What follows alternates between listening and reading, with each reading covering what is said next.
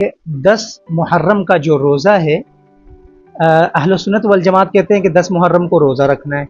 शिया हजरात कहते हैं कि 10 मुहर्रम को मातम करना है। अब दोनों के पास क्या दलील है? जो अहल सुन्नत वल जमात है वो कहती है कि 10 मुहर्रम को रोज़ा रखना अफजल है, बल्कि बहुत बड़ी फजीलत है 10 मुहर्रम के रोज़े की।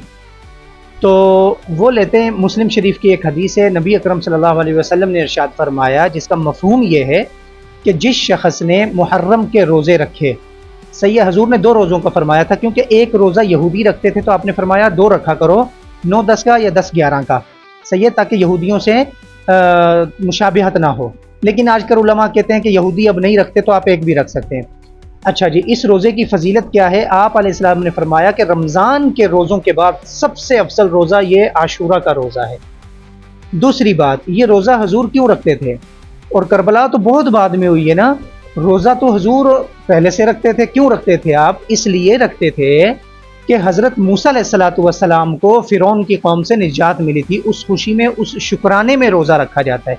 जबकि शिया हजरात ये एतराज़ करते हैं कि जो सुन्नी लोग रोज़ा रखते हैं वो इसलिए रखते हैं कि यजीद ने मन्नत मानी थी कि अगर हमने इमाम हुसैन अलैहिस्सलाम को हरा दिया या कत्ल कर दिया या हम उस पर गालिब आ गए तो हम इस खुशी में रोज़ा रखेंगे, तो ये इसलिए रोज़ा, हालांकि ऐसी बात नहीं है। अच्छा जी, अब आ जाएं शिया हजरात की तरफ। शिया हजरात मातम करते हैं, वो आज़ादारी करते हैं, वो रंजो गम करते हैं, वो खुद को मारपीट करते हैं, खुद को मारते हैं, जुल्म करते हैं। देखें, मुझे ये बताएं कि इमाम हुसैन अलैहिस्सलातु वस्सलाम ने जो कुर्बानी दी, वो कुर्बानी किस लिए दी थी? वो झुके नहीं यजीद के आगे। 3 बर्रे आज़मों की हुकूमत थी, नहीं झुके। क्यों नहीं झुके? क्योंकि उनको पता था ये बातिल है। वो नहीं झुके, वो हक पर खड़े हो गए, सही है। और किसके लिए खड़े हुए?